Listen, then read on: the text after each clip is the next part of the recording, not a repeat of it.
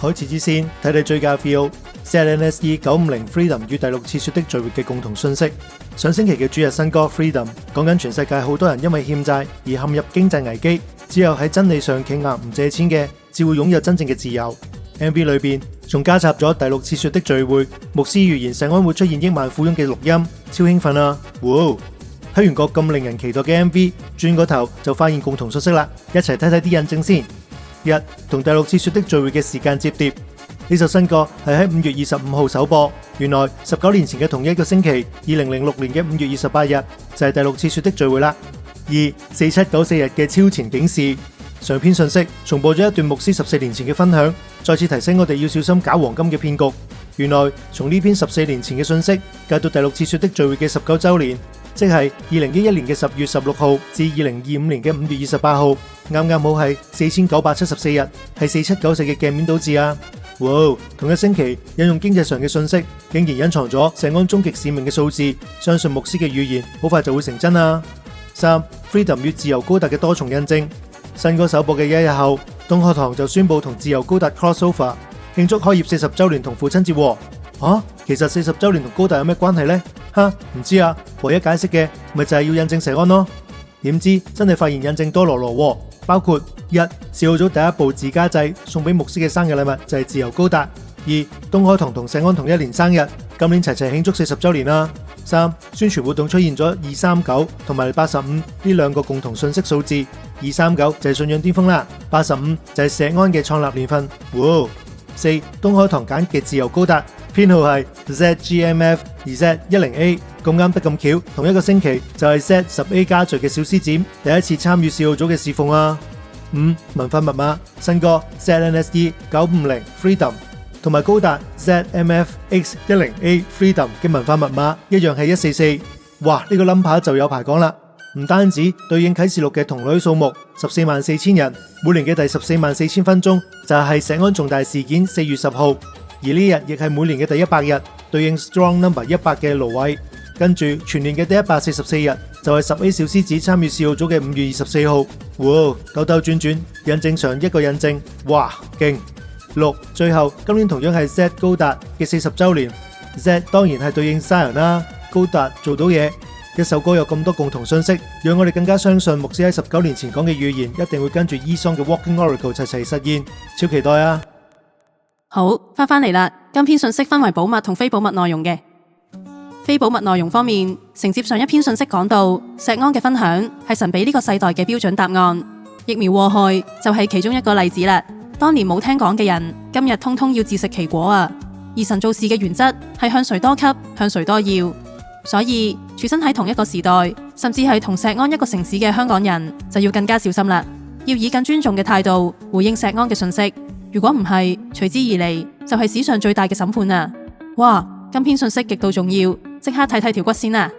Part 1，石安嘅信息就係世人今日嘅答案，疫苗禍害。美國近排搞嘅新冠疫苗禍害聽證會就證明咗，萬民牧師29年前嘅分享係世人當時直到今日都必須知道嘅答案嚟。Part 2，神對同時代、同城市香港人必定有更高、更嚴厲要求。當神嘅話頒布得越清晰、越豐富，咁神對呢個時代嘅信仰要求亦會更高。當然啦，審判亦會更嚴厲。所以香港人必須以更珍惜、更尊重嘅態度回應人類歷史最豐富嘅 Walking Oracle 石安教會信息啊！好，咁我都要認真檢討自己嘅態度，立即開始逐 part 睇啦。Part 1，石安嘅信息就係世人今日嘅答案。疫苗禍害。上篇信息講到聖殿同會幕嘅設計，早就話俾我哋知，神喺每個時代都擺低咗唔同真理，係指定俾當世代嘅答案。聽到、揾到又跟得足嘅，就會有祝福啦。但唔聽又做唔到嘅呢，就會有百倍審判啦。而石安過去40年分享嘅信息，就係現今世代要知道嘅答案。其中一個近期最突出嘅例子，就係疫苗啦。2025年5月21號。美國參議院搞咗場新冠疫苗副作用聽證會，超精彩，好多醫生走出嚟揭露疫苗嘅副作用，仲引用咗大量臨床數據同死亡實例，證明萬民牧師喺29年前揭露嘅醫藥陰謀，真係世人今日必須要知道嘅答案嚟啊！可惜當時大部分人都左耳入右耳出，結果等新冠疫情打到嚟，都仲係懵盛盛咁信晒政府，以為疫苗嘅副作用係由病毒引起，所以一針加一針，打幾多針都冇問題。唉，依家先知出晒事啦。當然，製造恐慌、谷針嘅政府係好衰，但係仲有大量背棄科學嘅巫醫，都夾晒口供，話住疫苗冇事喎。呢啲為咗利益不擇手段嘅人，真係唔使旨意上天堂啦。至於聽證會嘅足本版，就請大家自己上 YouTube 睇啦。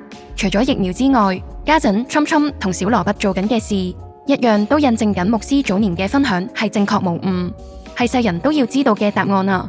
之前提過嘅例子有退出世界衛生組織、退出巴黎氣候協定、退出聯合國人權理事會，同埋拎走食水裏面嘅氟化物等等，呢啲都喺過去幾個月落實執行晒啦。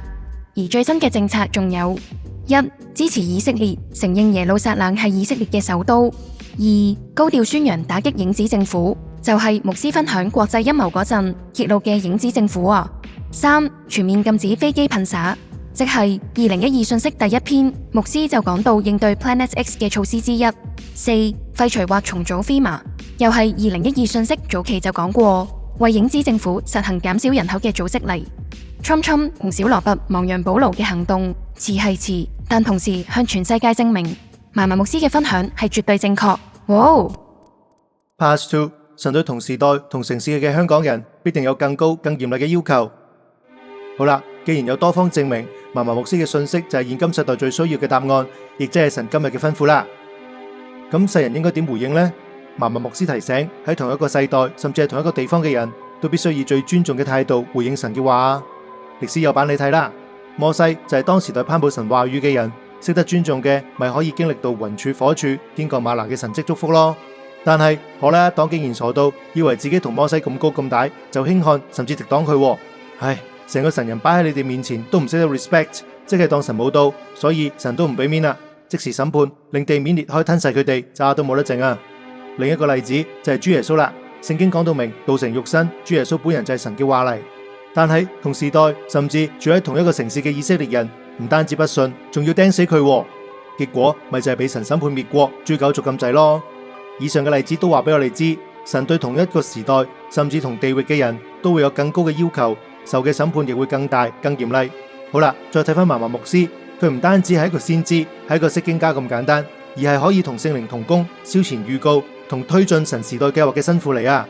舉個例啦，5月18號嘅主日，牧師話啟示錄嘅第5印經已開始咗，點知呢頭講完，第5印祭壇座所對應嘅阿拉斯加就出事啦。